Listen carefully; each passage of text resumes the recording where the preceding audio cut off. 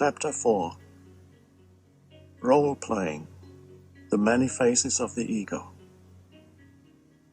An ego that wants something from another, and what ego doesn't, will usually play some kind of role to get its needs met, be they material gain, a sense of power, superiority or specialness, or some kind of gratification, be it physical or psychological. Usually people are completely unaware of the roles they play. They are those roles. Some roles are subtle, others are blatantly obvious, except to the person playing it. Some roles are designed simply to get attention from others. The ego thrives on others' attention, which is, after all, a form of psychic energy. The ego doesn't know that the source of all energy is within you, so it seeks it outside. It is not the formless attention which is presence the ego seeks, but attention in some form, such as recognition, praise, admiration, or just to be noticed in some way, to have its existence acknowledged. A shy person who is afraid of the attention of others is not free of ego, but has an ambivalent ego that both wants and fears attention from others. The fear is that the attention may take the form of disapproval or criticism, that is to say, something that diminishes the sense of self rather than enhances it. So the shy person's fear of attention is greater than his or her need of attention.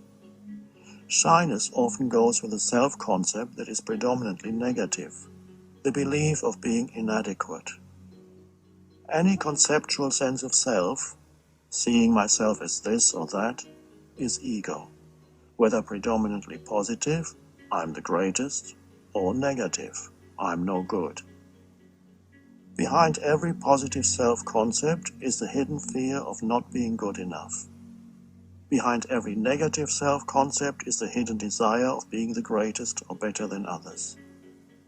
Behind the confident ego's feeling of and continuing need for superiority is the unconscious fear of inferiority.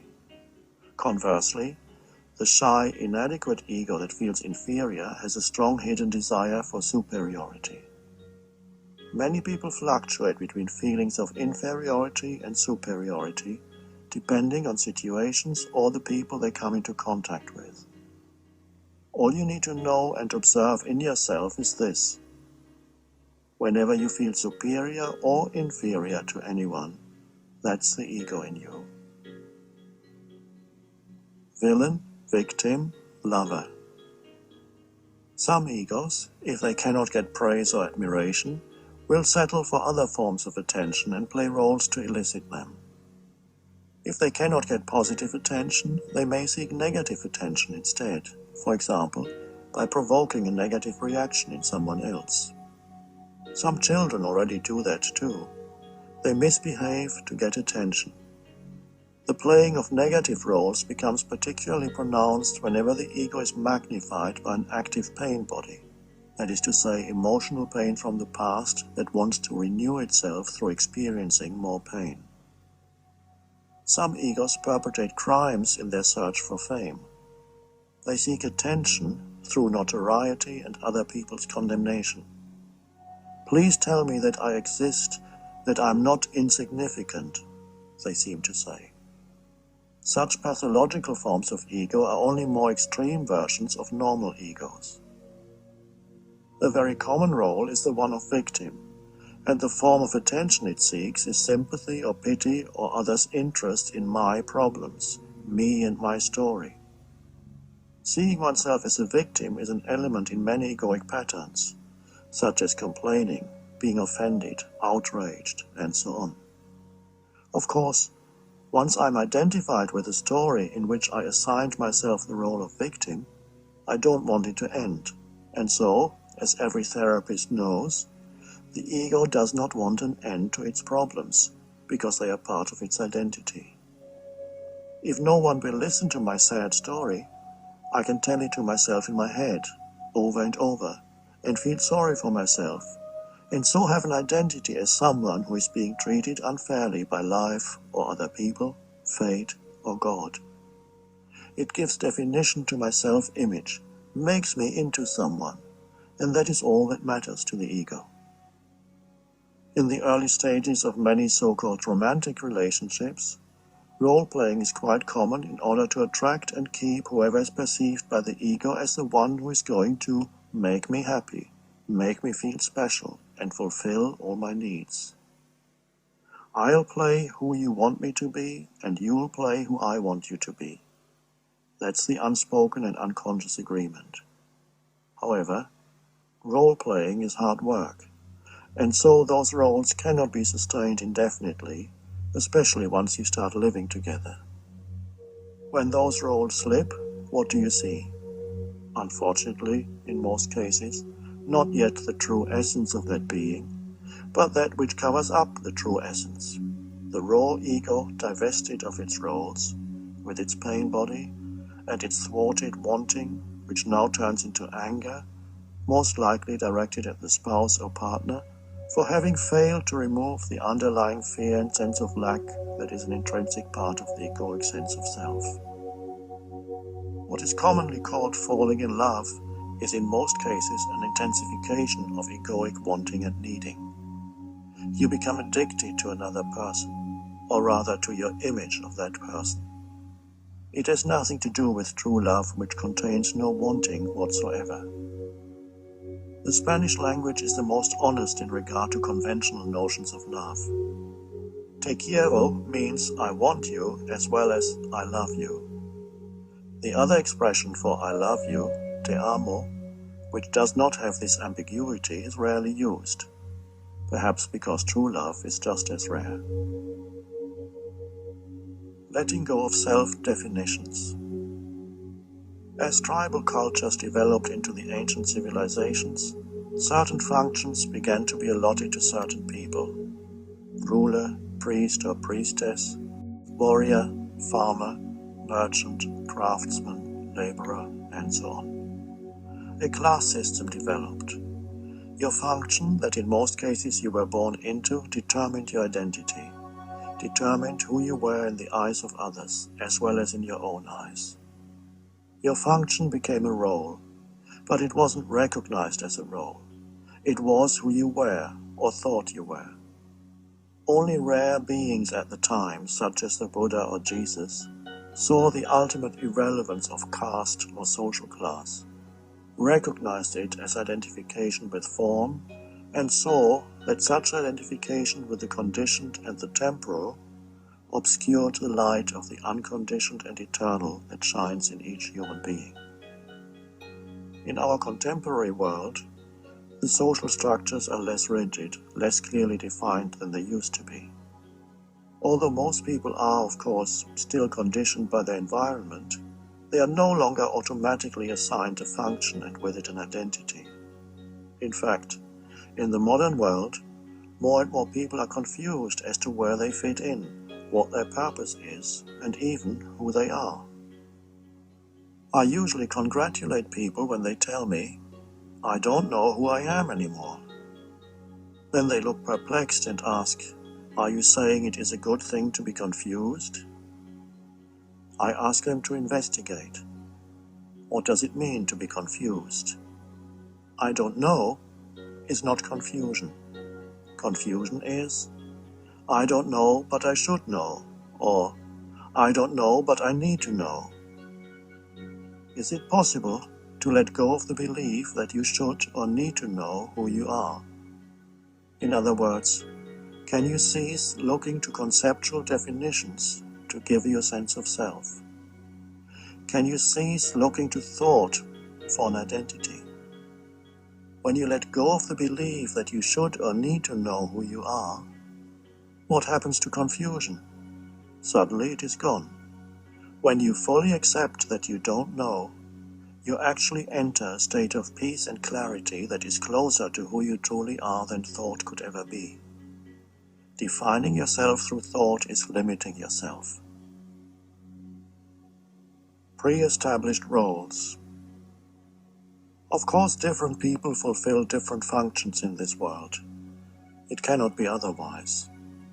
As far as intellectual or physical abilities are concerned, knowledge, skills, talents, and energy levels, human beings differ widely.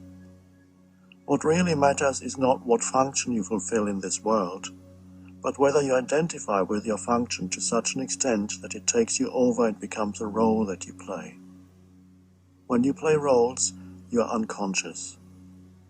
When you catch yourself playing a role, that recognition creates a space between you and the role. It is the beginning of freedom from the role. When you are completely identified with the role, you confuse a pattern of behavior with who you are, and you take yourself very seriously. You also automatically assign roles to others that correspond to yours.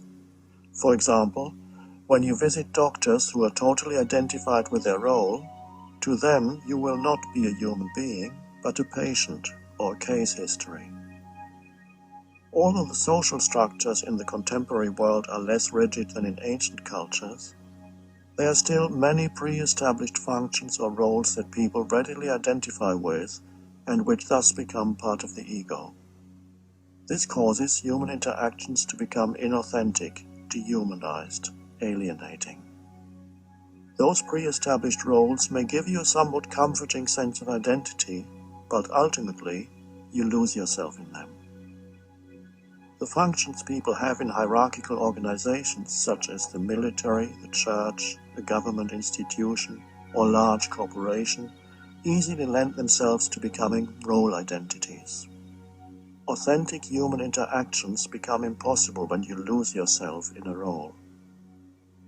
Some pre-established roles we could call social archetypes. To mention just a few, the middle-class housewife, not as prevalent as it used to be, but still widespread. The tough macho male, the female seductress, the nonconformist artist or performer, a person of culture, a role quite common in Europe, who displays knowledge of literature, fine art and music in the same way as others might display an expensive dress or car. And then there's the universal role of adult. When you play that role, you take yourself and life very seriously. Spontaneity, lightheartedness, and joy are not part of that role. The hippie movement that originated on the west coast of the United States in the 1960s and then spread throughout the Western world came out of many young people's rejection of social archetypes, of roles, of pre-established patterns of behavior, as well as egoically based social and economic structures. They refused to play the roles their parents and society wanted to impose on them. Significantly, it coincided with the horrors of the Vietnam War, in which more than 57,000 young Americans and 3 million Vietnamese died, and through which the insanity of the system and the underlying mindset was exposed for all to see. Whereas in the 1950s, most Americans were still extremely conformist in thought and behavior, in the 1960s, millions of people began to withdraw their identification with a collective conceptual identity because the insanity of the collective was so obvious. The hippie movement represented a loosening of the hitherto rigid egoic structures in the psyche of humanity. The movement itself degenerated and came to an end, but it left behind an opening, and not just in those who were part of the movement. This made it possible for ancient Eastern Western spirituality to move west and play an essential part in the awakening of global consciousness. Temporary roles. If you are awake enough, aware enough, to be able to observe how you interact with other people, you may detect subtle changes in your speech, attitude, and behavior depending on the person you are interacting with. At first, it may be easier to observe this in others. Then, you may also detect it in yourself. The way in which you speak to the chairman of the company may be different in subtle ways from how you speak to the janitor. How you speak to a child may be different from how you speak to an adult. Why is that? You're playing roles. You are not yourself, neither with the chairman, nor with the janitor or the child. When you walk into a store to buy something, when you go to a restaurant, the bank, the post office, You may find yourself slipping into pre-established social roles. You become a customer and speak and act as such. And you may be treated by the salesperson or waiter who is also playing a role as a customer. A range of conditioned patterns of behavior come into effect between two human beings that determine the nature of the interaction. Instead of human beings, conceptual mental images are interacting with each other. The more identified people are with their respective roles, the more inauthentic the relationships become.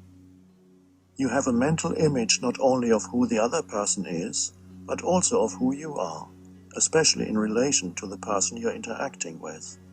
So you are not relating with that person at all, but who you think you are is relating to who you think the other person is, and vice versa. The conceptual image your mind has made of yourself is relating to its own creation, which is the conceptual image it has made of the other person. The other person's mind has probably done the same, so every egoic interaction between two people is in reality the interaction between four conceptual mind-made identities which are ultimately fictions. It is therefore not surprising there's so much conflict in relationships. There is no true relationship. The monk with sweaty palms. Kazan, a Zen teacher and monk, was to officiate at a funeral of a famous nobleman. As he stood there waiting for the governor of the province and other lords and ladies to arrive, he noticed that the palms of his hands were sweaty. The next day he called his disciples together and confessed he was not yet ready to be a true teacher. He explained to them that he still lacked the sameness of bearing before all human beings, whether beggar or king. He was still unable to look through social roles and conceptual identities and see the sameness of being in every human. He then left and became the pupil of another master. He returned to his former disciples 8 years later, enlightened. Happiness as a role versus true happiness. How are you? Just great, couldn't be better. True or false? In many cases, happiness is a role people play, and behind the smiling facade there's a great deal of pain. Depression, breakdowns, and overreactions are common when unhappiness is covered up behind a smiling exterior and brilliant white teeth, when there's denial, sometimes even to oneself, that there's much unhappiness. Just fine is a role the ego plays more commonly in America than in certain other countries where being and looking miserable is almost the norm and therefore more socially acceptable. It is probably an exaggeration, but I'm told that in the capital of one Nordic country, you run the risk of being arrested for drunken behavior if you smile at strangers in the street. If there's unhappiness in you, first you need to acknowledge that it is there. But don't say, I'm unhappy. Unhappiness has nothing to do with who you are. Say, there is unhappiness in me. Then investigate it. The situation you find yourself in may have something to do with it. Action may be required to change the situation or remove yourself from it. If there's nothing you can do, face what is and say, well, right now, this is how it is. I can either accept it or make myself miserable. The primary cause of unhappiness is never the situation, but your thoughts about it. Be aware of the thoughts you're thinking. Separate them from the situation, which is always neutral, which always is as it is. There's the situation or the fact, and here are my thoughts about it. Instead of making up stories, stay with the facts. For example, I am ruined is a story. It limits you and prevents you from taking effective action. I have 50 cents left in my bank account is a fact. Facing facts is always empowering. Be aware that what you think, to a large extent, creates the emotions that you feel. See the link between your thinking and your emotions. Rather than being your thoughts and emotions, be the awareness behind them. Don't seek happiness. If you seek it, you won't find it, because seeking is the antithesis of happiness. Happiness is ever elusive, but freedom from unhappiness is attainable now, by facing what is, rather than making up stories about it. Unhappiness covers up your natural state of well-being and inner peace, the source of true happiness. Parenthood, role or function. Many adults play roles when they speak to young children. They use silly words and sounds. They talk down to the child. They don't treat the child as an equal. The fact that you temporarily know more or that you are bigger does not mean the child is not your equal. The majority of adults at some point in their lives find themselves being a parent, one of the most universal roles. The all-important question is, are you able to fulfill the function of being a parent and fulfill it well, without identifying with that function, that is, without it becoming a role? Part of the necessary function of being a parent is looking after the needs of the child, preventing the child from getting into danger, and at times telling the child what to do and not to do. When being a parent becomes an identity, however, when your sense of self is entirely or largely derived from it, the function easily becomes overemphasized, exaggerated, and takes you over. Giving children what they need becomes excessive and turns into spoiling. Preventing them from getting into danger becomes overprotectiveness and interferes with their need to explore the world and try things out for themselves. Telling children what to do or not to do becomes controlling, overbearing. What is more, the role-playing identity remains in place long after the need for those particular functions has passed. Parents then cannot let go of being a parent even when the child grows into an adult. They can't let go of the need to be needed by their child. Even when the adult child is 40 years old, parents can't let go of the notion, I know what's best for you. The role of parent is still being played compulsively, and so there's no authentic relationship. Parents define themselves by that role and are unconsciously afraid of loss of identity when they cease being parents. If their desire to control or influence the actions of their adult child is thwarted, as it usually is, they will start to criticize or show their disapproval, or try to make the child feel guilty, all in an unconscious attempt to preserve their role, their identity. On the surface it looks as if they were concerned about their child, and they themselves believe it, but they are only really concerned about preserving their role identity. All egoic motivations are self-enhancement and self-interest, sometimes cleverly disguised even from the person in whom the ego operates.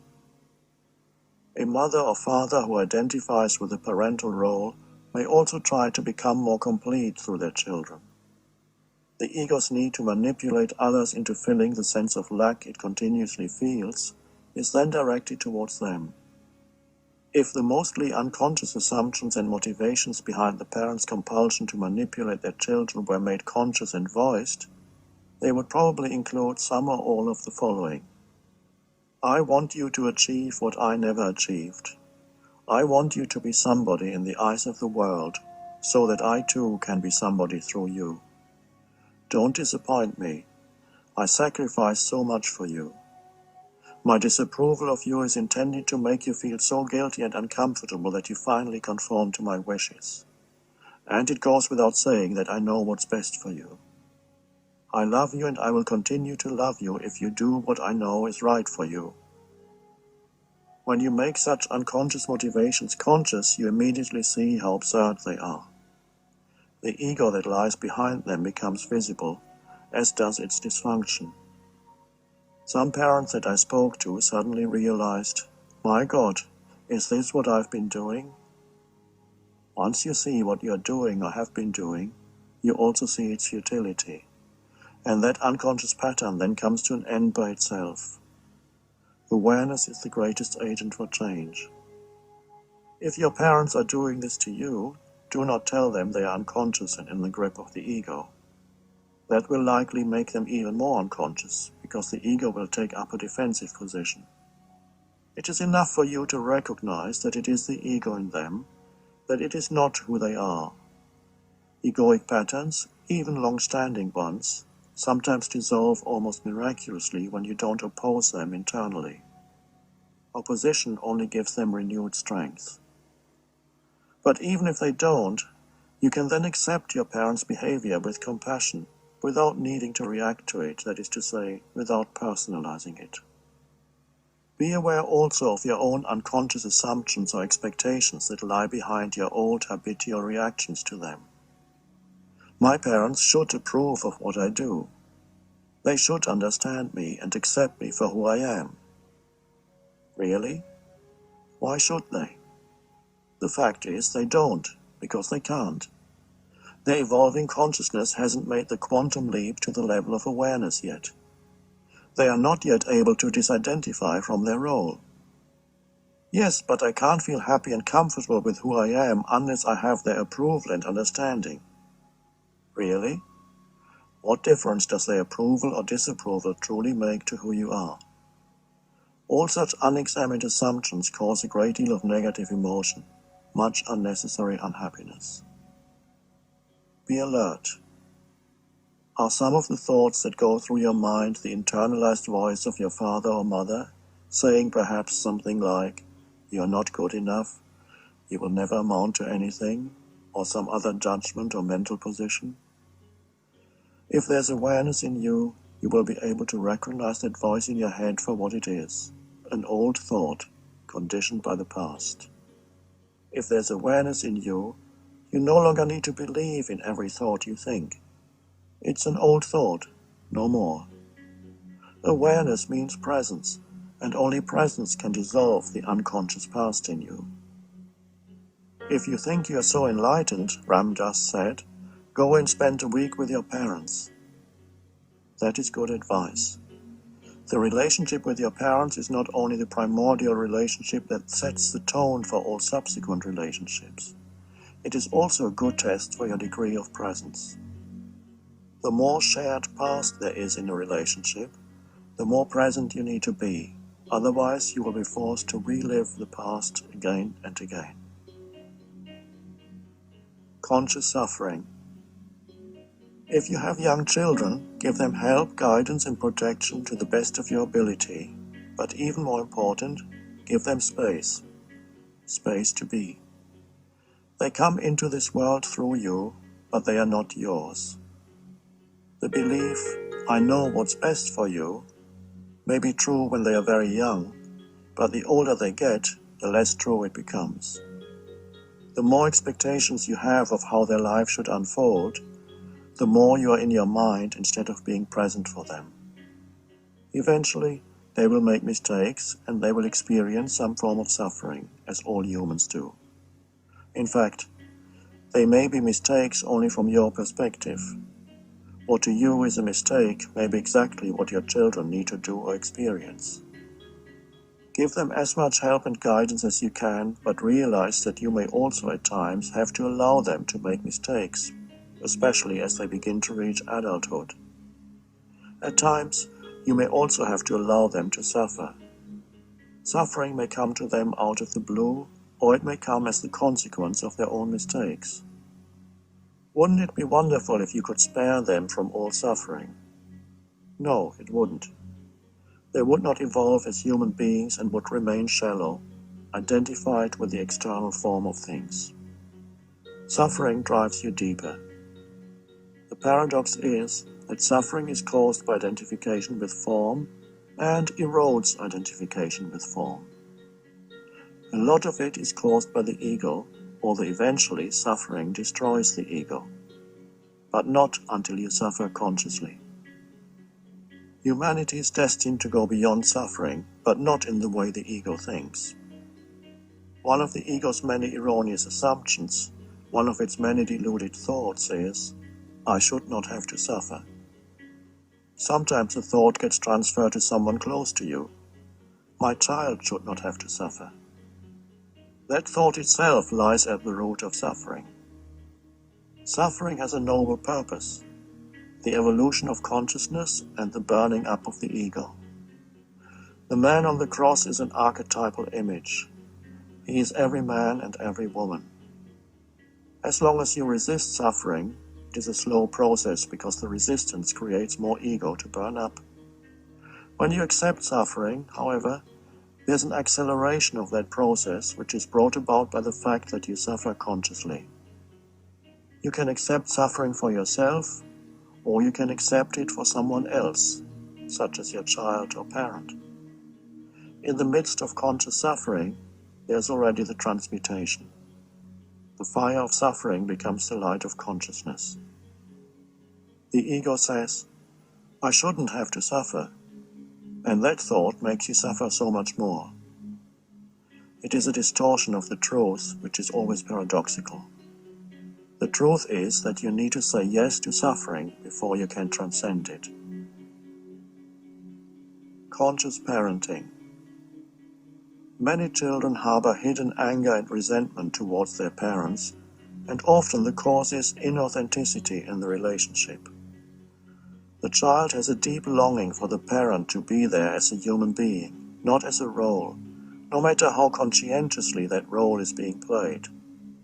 You may be doing all the right things and the best you can for your child, but even doing the best you can is not enough. In fact, doing is never enough if you neglect being. The ego knows nothing of being, but believes you will eventually be saved by doing. If you are in the grip of the ego, you believe that by doing more and more you will eventually accumulate enough doings to make yourself feel complete at some point in the future. You won't. You will only lose yourself in doing. The entire civilization is losing itself in doing that is not rooted in being and thus becomes futile. How do you bring being into the life of a busy family, into the relationship with your child? The key is to give your child attention. There are two kinds of attention. One we might call form-based attention. The other is formless attention. Form-based attention is always connected in some way with doing or evaluating. Have you done your homework? Eat your dinner. Tidy up your room. Brush your teeth. Do this. Stop doing that. Hurry up. Get ready. What's the next thing we have to do? This question pretty much summarizes what family life is like in many homes. Form-based attention is of course necessary and has its place. But if that's all there is in the relationship with your child, then the most vital dimension is missing and being becomes completely obscured by doing, by the cares of the world, as Jesus puts it. Formless attention is inseparable from the dimension of being.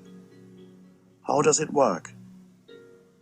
As you look at, listen to, touch, or help your child with this or that, you're alert, still, completely present, not wanting anything other than that moment as it is. In this way, you make room for being. In that moment, if you're present, you're not a father or mother. You are the alertness, the stillness, the presence that is listening, looking, touching, even speaking. You're the being behind the doing. Recognizing your child.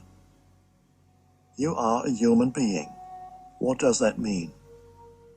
Mastery of life is not a question of control, but of finding a balance between human and being. Mother, father, husband, wife, young, old, the roles you play, the functions you fulfill, whatever you do, all that belongs to the human dimension. It has its place and needs to be honored. But in itself, it is not enough for a fulfilled, truly meaningful relationship or life. Human alone is never enough, no matter how hard you try or what you achieve. Then there's being. It is found in the still, alert presence of consciousness itself, the consciousness that you are. Human is form. Being is formless. Human and being are not separate, but interwoven. In the human dimension, you are unquestionably superior to your child. You are bigger, stronger, know more, can do more. If that dimension is all you know, you will feel superior to your child, if only unconsciously. And you will make your child feel inferior, if only unconsciously. There's no equality between you and your child because there's only form in your relationship. And in form, you are, of course, not equal. You may love your child, but your love will be human only, that is to say, conditional, possessive, intermittent. Only beyond form, in being, are you equal. And only when you find the formless dimension in yourself can there be true love in that relationship. The presence that you are, the timeless I am, recognizes itself in another. And the other, the child in this case, feels loved, that is to say, recognized. To love is to recognize yourself in another. The other's otherness then stands revealed as an illusion pertaining to the purely human realm, the realm of form. The longing for love that is in every child is the longing to be recognized, not on the level of form, but on the level of being.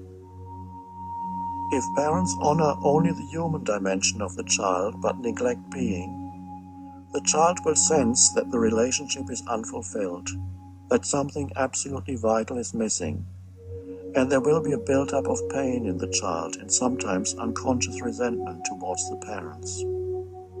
Why don't you recognize me? This is what the pain or resentment seems to be saying. When another recognizes you, that recognition draws the dimension of being more fully into this world through both of you. That is the love that redeems the world. I've been speaking of this with specific reference to the relationship with your child, but it equally applies, of course, to all relationships. It has been said, God is love, but that is not absolutely correct. God is the one life in and beyond the countless forms of life. Love implies duality, lover and beloved, subject and object. So love is the recognition of oneness in the world of duality. This is the birth of God into the world of form. Love makes the world less worldly, less dense, more transparent to the divine dimension, the light of consciousness itself. Giving up role-playing. To do whatever is required of you in any situation without it becoming a role that you identify with is an essential lesson in the art of living that each one of us is here to learn. You become most powerful in whatever you do if the action is performed for its own sake rather than as a means to protect, enhance, or conform to your role identity. Every role is a fictitious sense of self, and through it everything becomes personalized and thus corrupted and distorted by the mind-made little me, and whatever role it happens to be playing. Most of the people who are in positions of power in this world, such as politicians, TV personalities, business as well as religious leaders, are completely identified with their role, with a few notable exceptions. They may be considered VIPs, but they are no more than unconscious players in the egoic game, a game that looks so important, yet is ultimately devoid of true purpose. It is, in the words of Shakespeare, a tale told by an idiot, full of sound and fury, signifying nothing. Amazingly, Shakespeare arrived at this conclusion without having the benefit of television. If the egoic earth drama has any purpose at all, it is an indirect one. It creates more and more suffering on the planet, and suffering, although largely ego-created, is in the end also ego-destructive. It is the fire in which the ego burns itself up.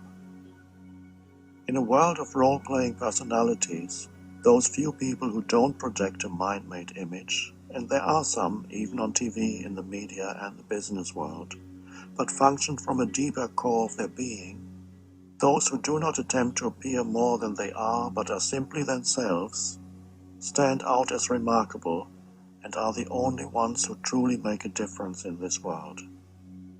They are the bringers of the new consciousness. Whatever they do becomes empowered because it is in alignment with the purpose of the whole. Their influence, however, goes far beyond what they do, far beyond their function.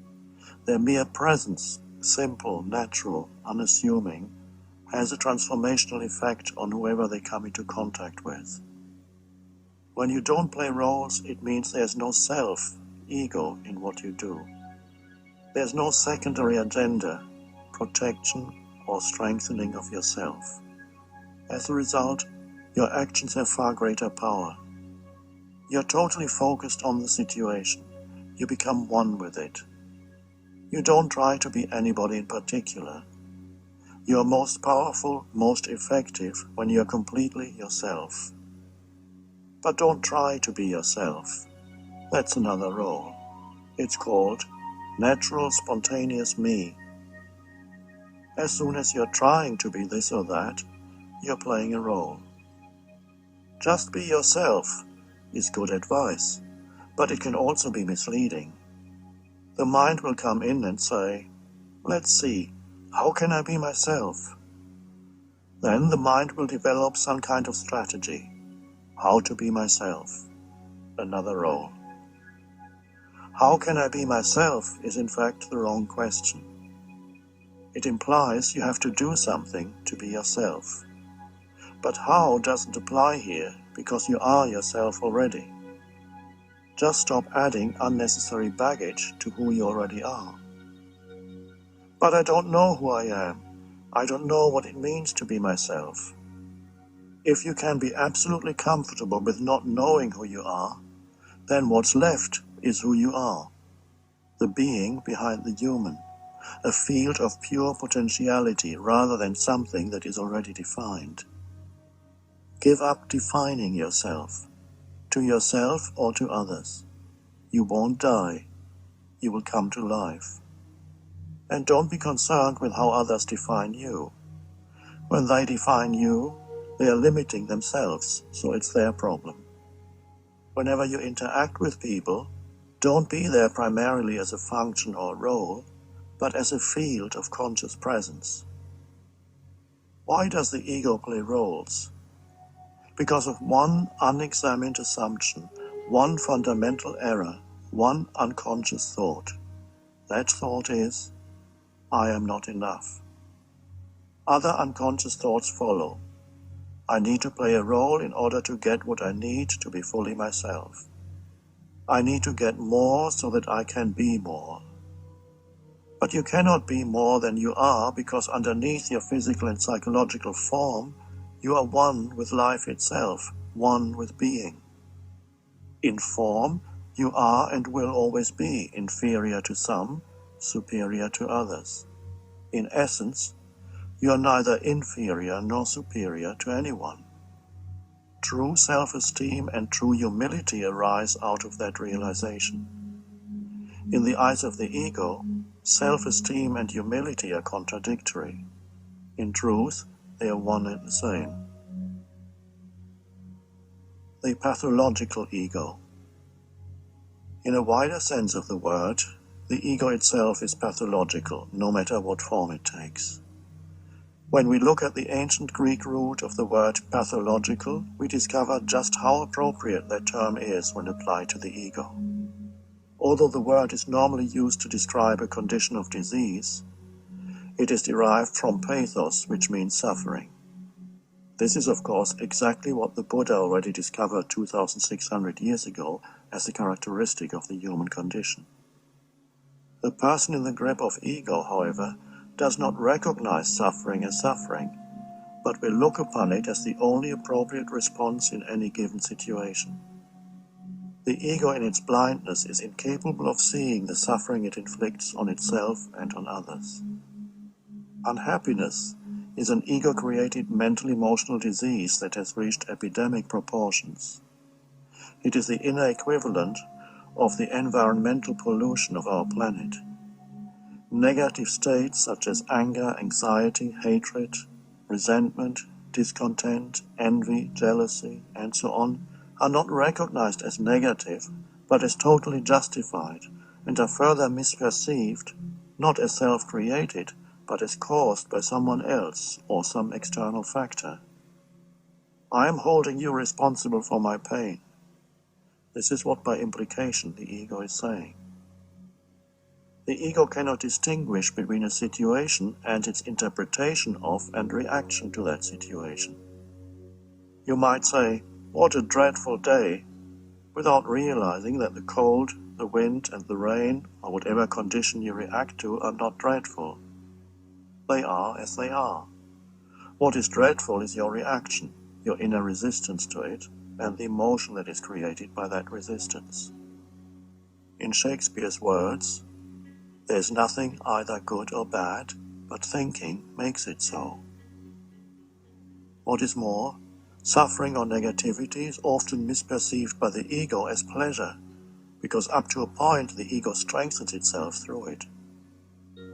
For example, anger or resentment strengthen the ego enormously by increasing the sense of separateness, emphasizing the otherness of others, and creating a seemingly unassailable fortress-like mental position of rightness.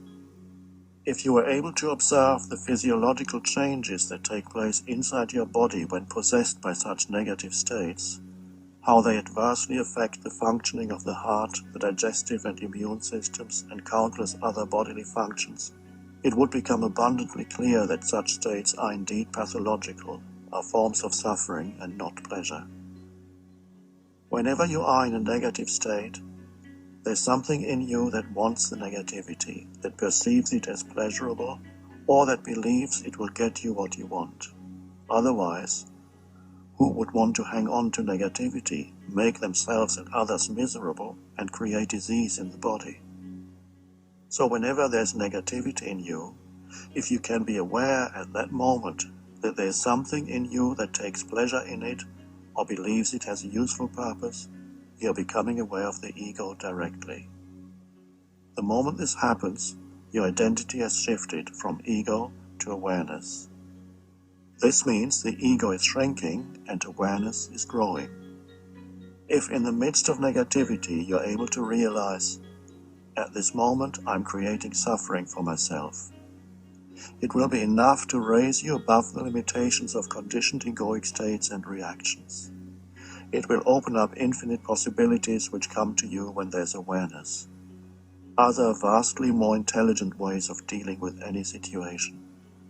You will be free to let go of your unhappiness the moment you recognize it as unintelligent. Negativity is not intelligent. It is always of the ego. The ego may be clever, but it is not intelligent. Cleverness pursues its own little aims. Intelligence sees the larger whole in which all things are connected. Cleverness is motivated by self-interest, and it is extremely short-sighted. Most politicians and business people are clever. Very few are intelligent. Whatever is attained through cleverness is short-lived and always turns out to be eventually self-defeating. Cleverness divides. Intelligence includes. The background unhappiness. The ego creates separation, and separation creates suffering. The ego is therefore clearly pathological.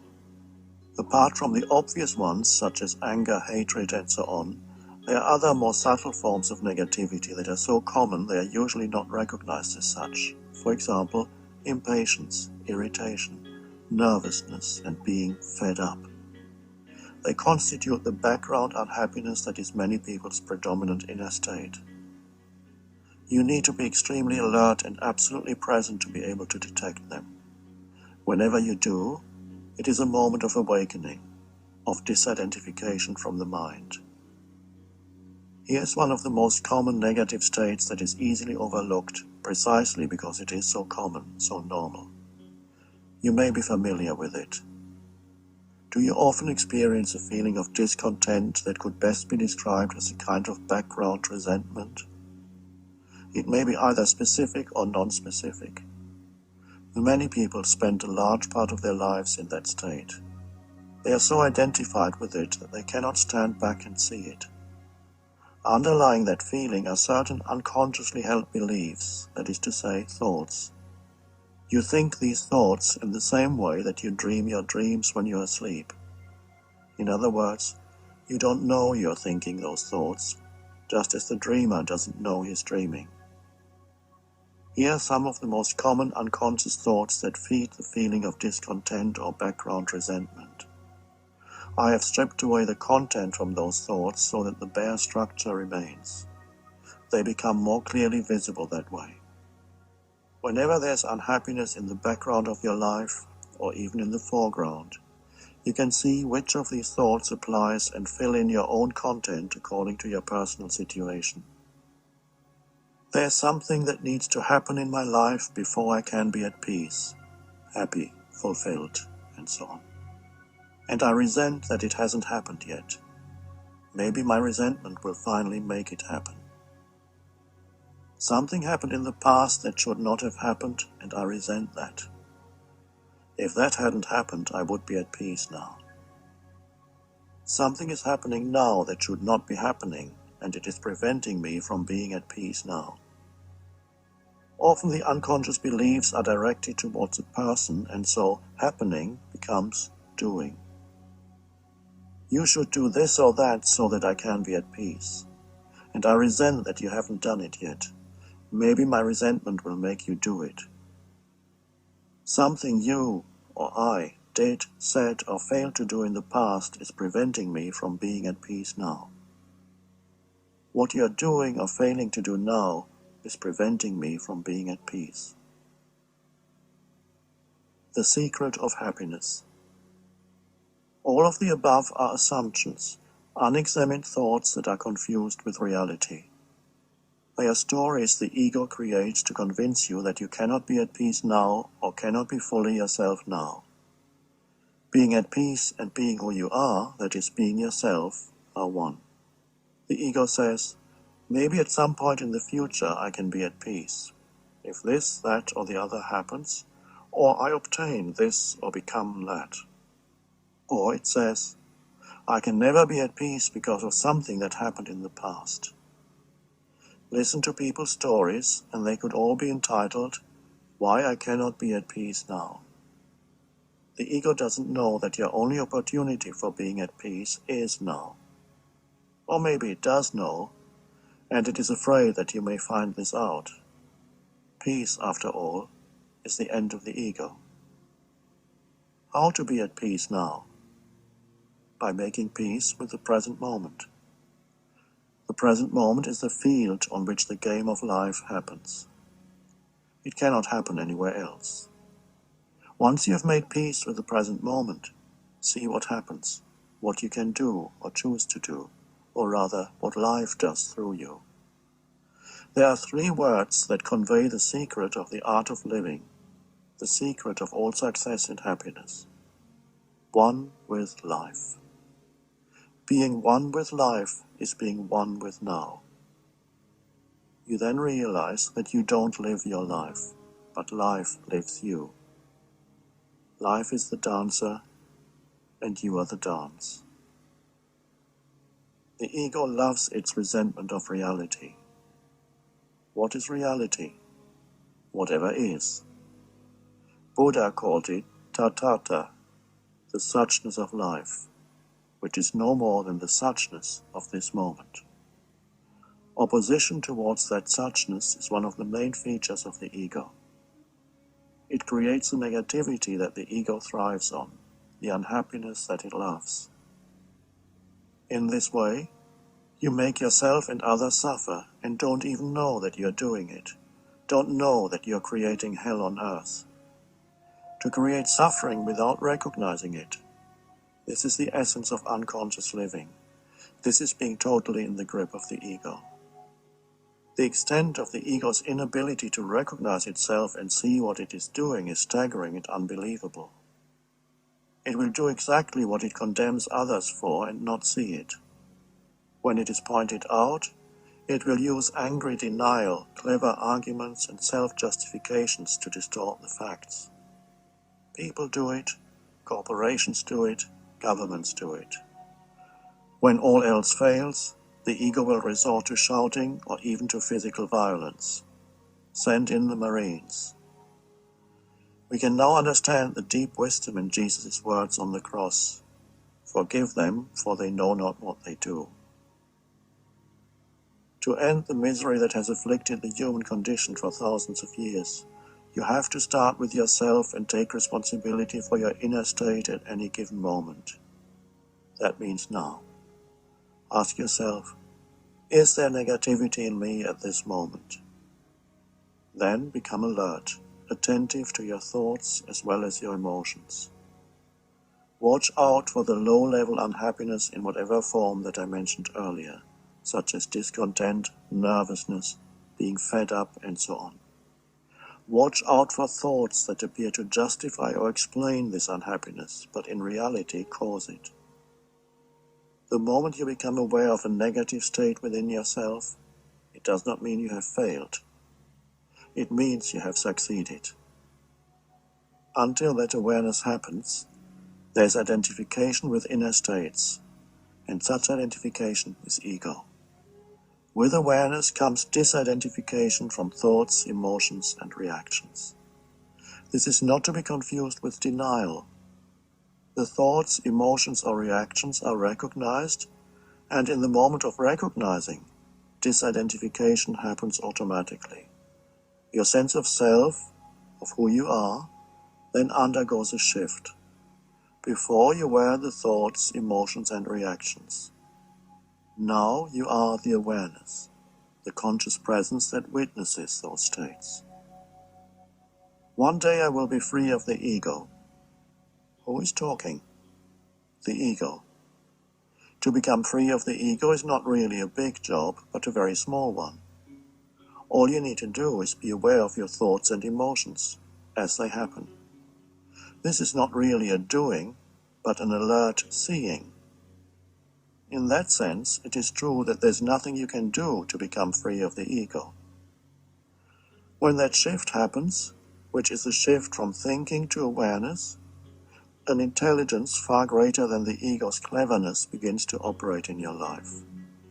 Emotions and even thoughts become depersonalized through awareness. Their impersonal nature is recognized. There's no longer a self in them. They are just human emotions, human thoughts.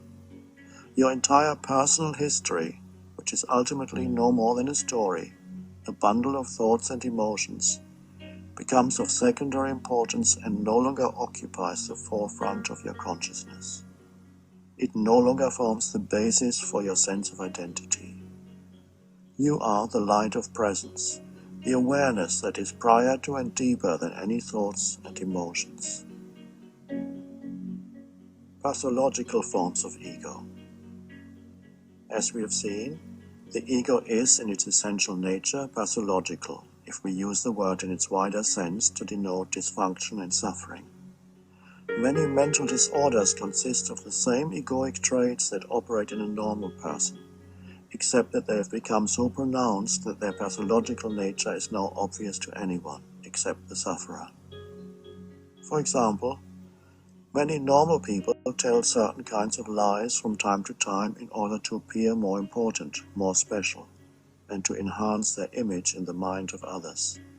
Who they know, what their achievements, abilities, and possessions are, and whatever else the ego uses to identify with.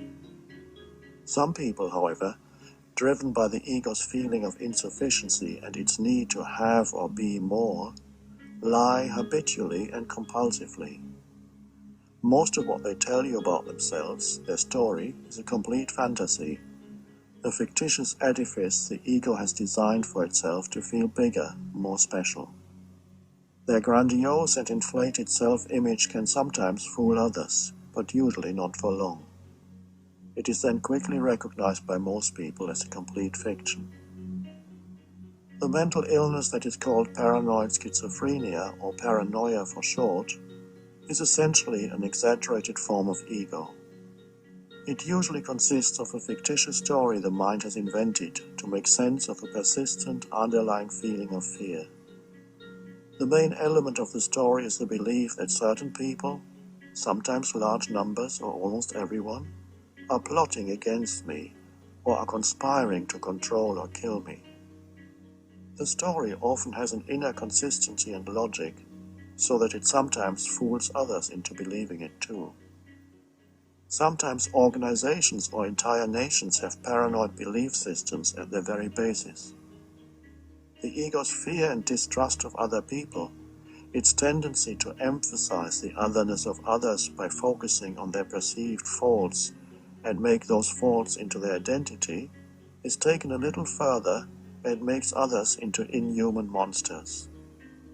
The ego needs others, but its dilemma is that deep down it hates and fears them.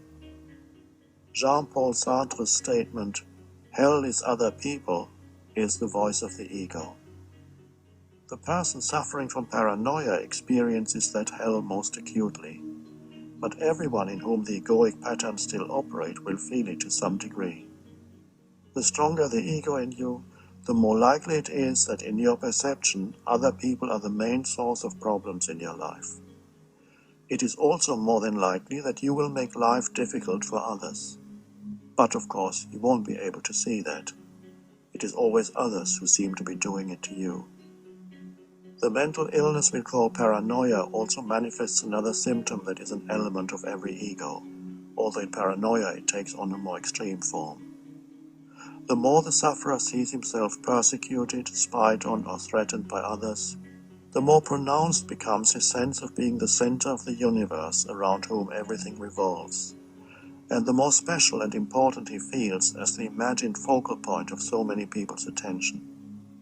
His sense of being a victim, of being wronged by so many people, makes him feel very special. In the story that forms the basis of his delusional system, he often assigns to himself the role of both victim and potential hero who is going to save the world or defeat the forces of evil. The collective ego of tribes, nations, and religious organizations also frequently contains a strong element of paranoia. Us against the evil others. It is the cause of much human suffering. The Spanish Inquisition, the persecution and burning of heretics and witches, the relations between nations leading up to the First and Second World War, communism throughout its history, the Cold War, McCarthyism in America in the 50s, prolonged violent conflict in the Middle East, are all painful episodes in human history dominated by extreme collective paranoia. The more unconscious individuals, groups, or nations are, the more likely it is that egoic pathology will assume the form of physical violence. Violence is a primitive but still very widespread way in which the ego attempts to assert itself, to prove itself right and another wrong. With very unconscious people, arguments can easily lead to physical violence. What is an argument? Two or more people express their opinions, and those opinions differ. Each person is so identified with the thoughts that make up their opinion that those thoughts harden into mental positions which are invested with a sense of self. In other words, identity and thought merge. Once this has happened, when I defend my opinions, thoughts, I feel and act as if I were defending my very self. Unconsciously, I feel and act as if I were fighting for survival, and so my emotions will reflect this unconscious belief. They become turbulent. I'm upset, angry, defensive, or aggressive. I need to win at all costs lest I become annihilated. That's the illusion. The ego doesn't know that mind and mental positions have nothing to do with who you are, because the ego is the unobserved mind itself. In Zen, they say, don't seek the truth, just cease to cherish opinions. What does that mean? Let go of identification with your mind. Who you are beyond the mind then emerges by itself. End of Disc 3. Work, with and without ego. Most people have moments when they are free of ego. Those who are exceptionally good at what they do may be completely or largely free of ego while performing their work. They may not know it, but their work has become a spiritual practice. Most of them are present while they do their work and fall back into relative unconsciousness in their private life. This means their state of presence is for the time being confined to one area of their life. I have met teachers, artists, nurses, doctors, scientists, social workers, waiters, hairdressers, business owners, and salespeople who perform their work admirably without any self-seeking, fully responding to whatever the moment requires of them. They are one with what they do, one with the now, one with the people or the task they serve. The influence such people have upon others goes far beyond the function they perform. They bring about a lessening of the ego in everyone who comes into contact with them. Even people with heavy egos sometimes begin to relax, let down their guard, and stop playing their roles when they interact with them.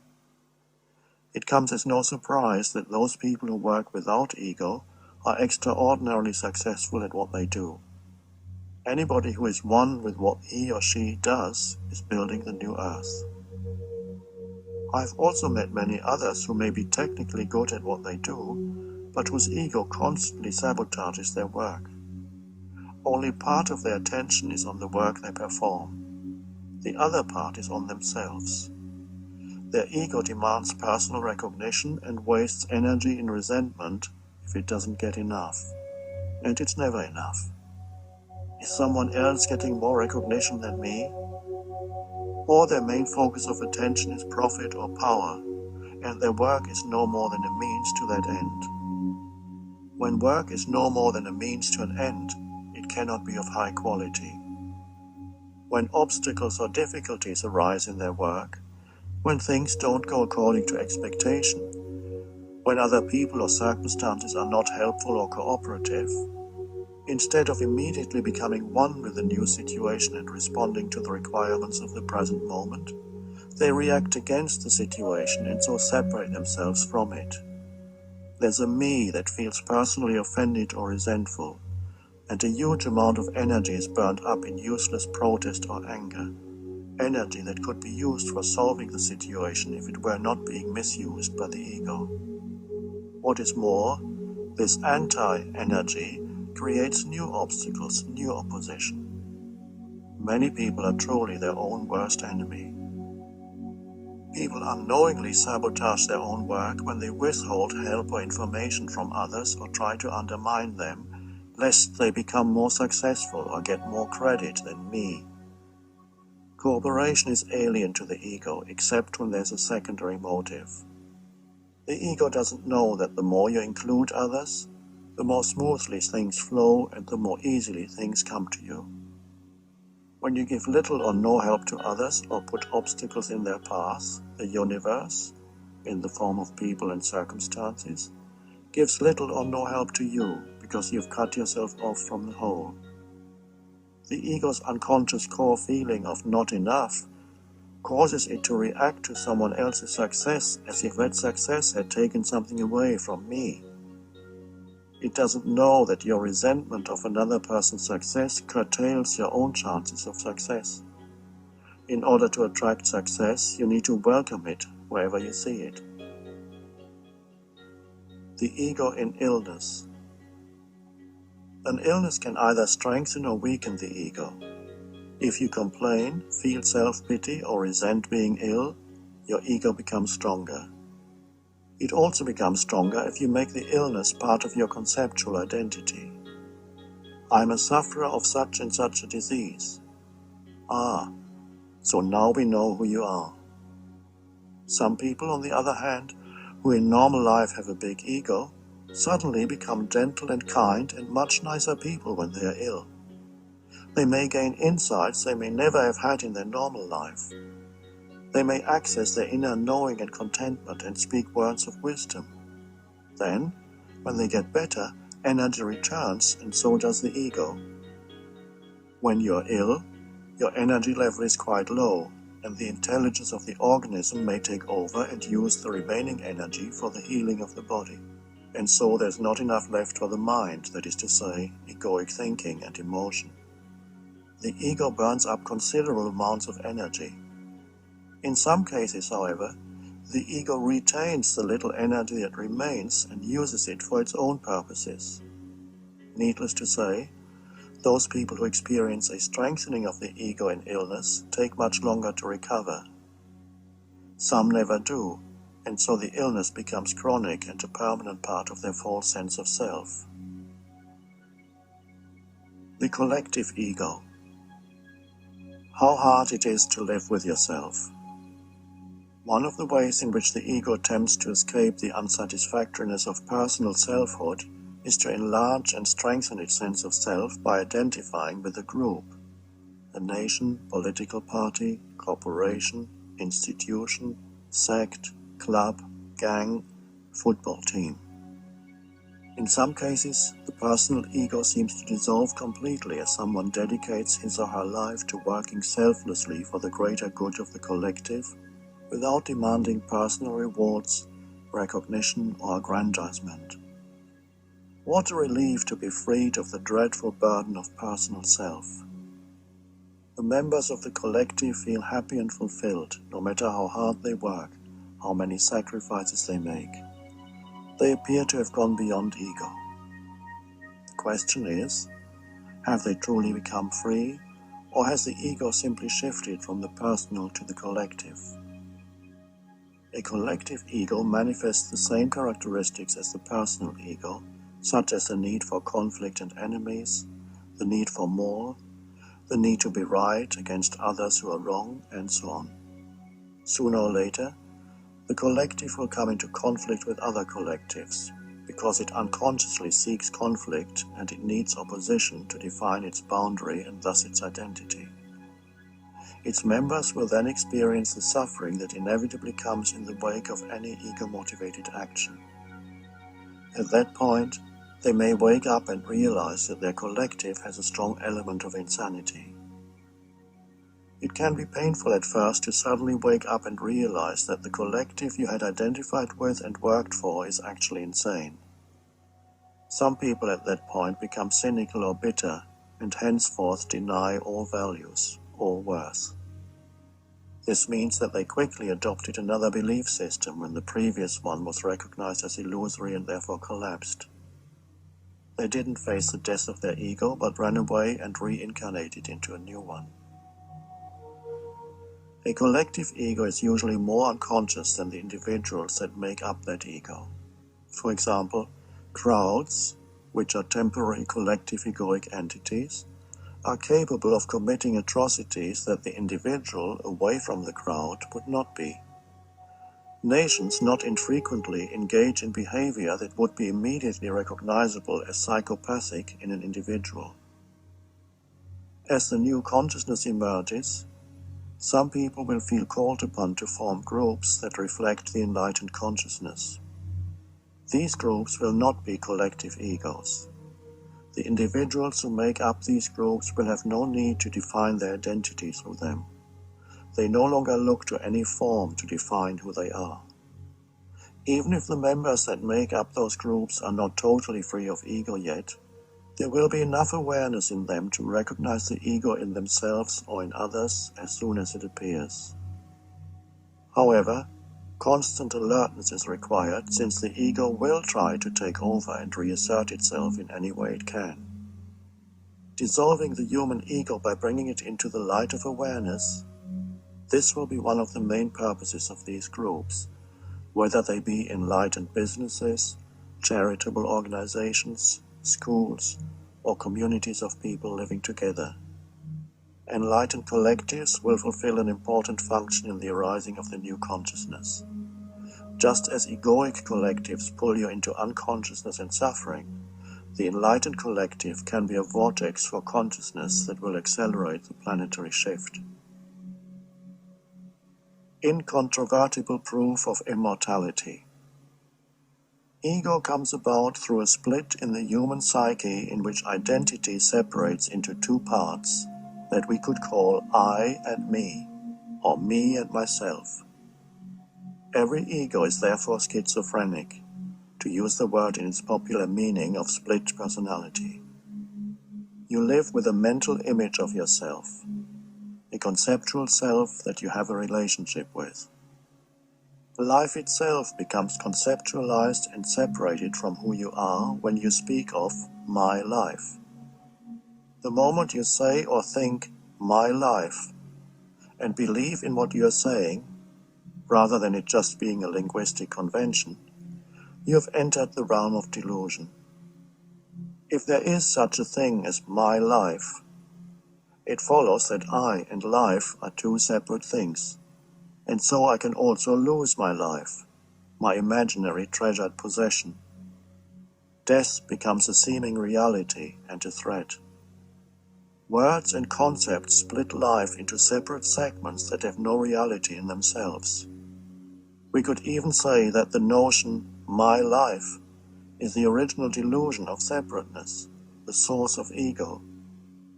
If I and life are two, if I am separate from life, then I am separate from all things, all beings, all people. But how could I be separate from life? What I could there be apart from life, apart from being? It is utterly impossible. So there is no such thing as my life, and I don't have a life. I am life. I and life are one. It cannot be otherwise. So how could I lose my life? How can I lose something that I don't have in the first place? How can I lose something that I am?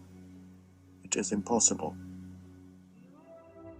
End of chapter 4.